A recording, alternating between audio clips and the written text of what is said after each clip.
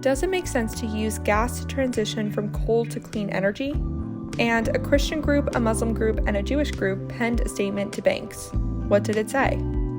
Welcome to the Climate Recap from the Beckisphere Climate Corner, your go-to place for international and US-based climate news. I'm Becky Hogue, a science writer. Today is Wednesday, May 11th. Let's jump right into the news you need to start your day. Let's start with some climate events. As predicted, the extreme heat in Pakistan has resulted in record ice melt flowing into lakes, flooding local villages. Pakistan is at the hottest it's been since 1961. Over the past 20 days, the Shishpar glacial lake expanded by 40% until it finally breached its barriers. Over in the United States, Texas shattered its heat record for this time of year by reaching 112 degrees Fahrenheit this weekend. Similar heat records are being felt in other parts of the central U.S., further increasing wildfire risk. Colorado, New Mexico, Nebraska, Iowa, and Illinois reached the 90s last week. Now for some climate studies. The United Kingdom's national meteorology researchers say there's nearly a 50-50 chance we'll surpass 1.5 degrees Celsius above pre-industrial levels within the next 5 years. This rise will be temporary, but it could give us a look at what to expect as it becomes the average in the future. Or the hopeful average, because it's still our best case future scenario at this point. In 2015, we reached a 1 degree Celsius average, and as a result, the last 5 years were some of the hottest in history. Last year, the Met Office gave us a 40% chance of seeing 1.5 degrees Celsius in the next 5 years. Now there's a 48% likelihood. New research by Transition Zero calculated that switching straight from coal to renewable energy will save countries a lot of money compared to them using gas as a transition fuel. As we all know, gas prices are on the rise due to the war in Ukraine. This paired with the drastic decrease in cost of wind and solar energy, a 99% drop since 2010, means it makes more sense for countries to fully switch to clean energy rather than further their reliance on gas. And the best time to make the switch is now, as gas is now way more expensive than clean energy, when before the war they were neck and neck. Meanwhile, a study by the Chinese government shows that sea level rise there has increased by 3.3 inches or 88 millimeters in 2021, compared to the average levels from 1993 to 2011.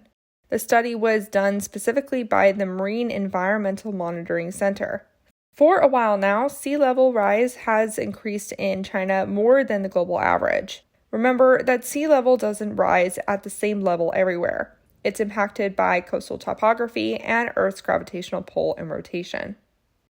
Over in Bangladesh, children dropped out of school at a rate of 17% in 2021 due to climate change-induced extreme weather ruining family incomes, according to UNICEF. As a result, children have to leave school and go to work to provide another source of income for the family. Children make up 40% of the country's population, and about 1.7 billion of them are working instead of going to school. This number could be much higher, as girls are usually left out of the accessible statistics. 1 in 4 working children is under the age of 11. This is another example of how climate change is already making lives worse around the world. Now for some climate victories.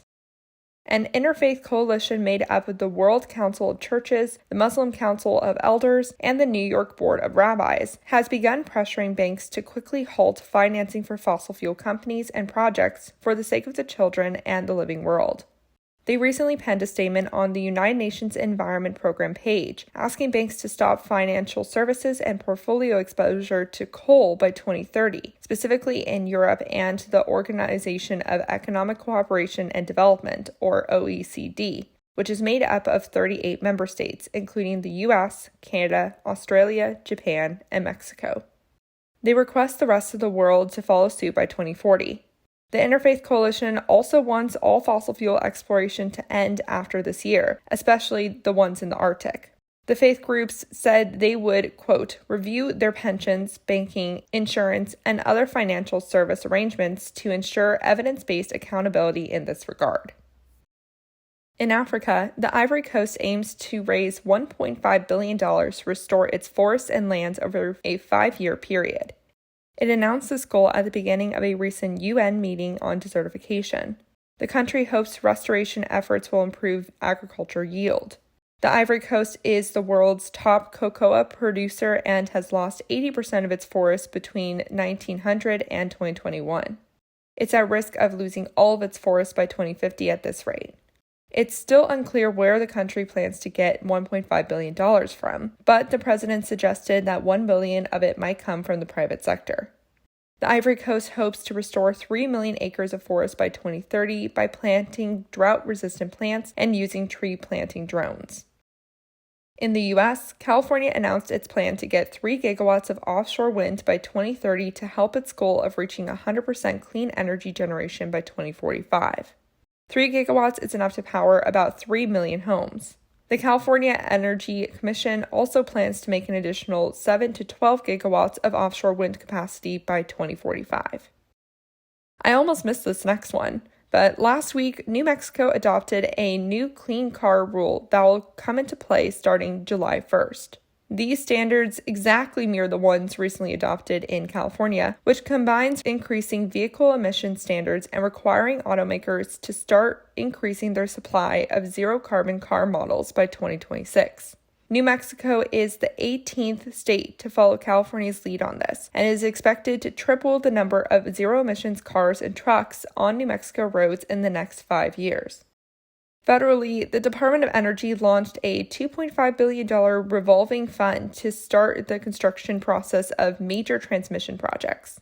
Called the Transmission Facilitation Program, it will hopefully finally update the grid to make it easier to integrate renewable energy. The program's money will be used by the department to provide loans and have authority to purchase power takeoff capacity of new projects, which they will then sell to replenish the fund. It offers a second avenue for the federal capacity contracts besides the Power Marketing Administration, which has gotten the energy industry excited.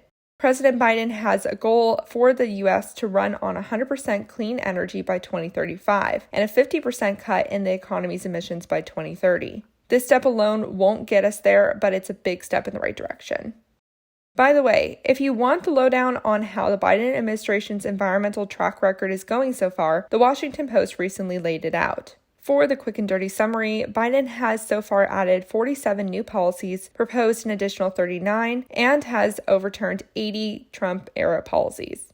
The administration still has its eye on another 91 to overturn and has chosen to leave 59 intact. All of my sources are linked below if you want to learn more. Continuing this topic of upgrading the grid, the bank JP Morgan led a $200 million investment in the startup Arcadia to grow its operations. Arcadia, which started in 2014, helps U.S. residents opt into being powered by clean energy by consensually looking at their utility bills to connect their households to clean energy options near them. Through this process, Arcadia has developed an elaborate data set of hundreds of electric utilities. With this new money and continuous customer permission, it will allow companies to use the data set, called the ARC, to customize their offerings. They're hoping access to better data will allow utility companies to decarbonize more efficiently. This investment is one of the first moves by JP Morgan's new sustainable private equity team, and it put Arcadia's value at $1.5 billion. Now for some climate fails. A report commissioned by the climate charity Possible found that only one of the 50 climate pledges made by the global aviation industry has been met on time. The study looked at every pledge made since the year 2000 and found that almost all were missed, revised, or ignored. The company researchers say this shows that the UK government should not allow the aviation industry to self-regulate like it plans to. It's estimated that 15% of the human population takes 70% of global flights, which is just crazy. Meanwhile, an environmental defense fund analysis shows that oil giants are cleaning up their own production by just selling especially dirty wells to buyers with looser climate goals. The largest energy companies in the world are expected to sell off $100 billion worth of oil fields and other polluting assets to clean up their portfolios. The buyers usually disclose little about their operations and might not even have climate pledges of their own. Already 3,000 oil and gas deals of this kind have been made from 2017 to 2021. The number of transactions that took fossil fuel assets from public to private ownership has been by far the largest percent of deals made, exceeding the number of private to public deals by 64%. This way, these assets will continue to pollute, maybe even more than before, away from the public eye. Some companies that have purchased the dirty assets include Indonesia's Pertamina, Qatar Energy, China's CNOOC, and Diversified Energy in the U.S., along with a handful of lesser-known companies. Diversified Energy has the vast majority of old wells that are leaking methane in the U.S. The Environmental Protection Agency estimates that each inactive unplugged well causes greenhouse gas emissions equivalent to about 17,000 to 50,000 miles driven by the average gasoline-powered passenger vehicle. And there are 1.6 million unplugged wells in the U.S. The infrastructure bill has allocated money to states to plug these wells, but it will take time and commitment to do so, and it doesn't help when the wells are changing hands and going private. Over in Mexico, flaring is getting worse. Flaring is when oil and gas companies burn off excess gas instead of harvesting it during oil and gas operations. Since President López Obrador took office in 2018, flaring has increased drastically, despite the country promising to halt routine flaring by 2030. The World Bank has called this trend, quote, increasingly worrying. Flaring has gone up despite oil operations going down. The worst oil fields for flaring are in the Paredes Ichachi field in Veracruz and La Venta in neighboring Tabasco. Both are operated by the state-run oil company Pemex. Here's one more climate victory to end on a high note. Europe's largest floating solar farm, about the size of 4 soccer fields, is about to go online in Portugal. This solar farm previously made the news for setting a world record low price for future output at $4.50 per megawatt for 15 years. The farm comprises 12,000 solar panels generating enough power to fill the needs of 1,500 homes. It also contains 2 gigawatt hours of battery storage. And that was your climate news for Wednesday, May 11th. If you like the work I do, please follow this podcast, give it a 5-star rating, leave a review, and consider checking out the Beckisphere Climate Corner YouTube channel. Remember to talk about the climate crisis every single day and to support your local news organizations. Bye for now.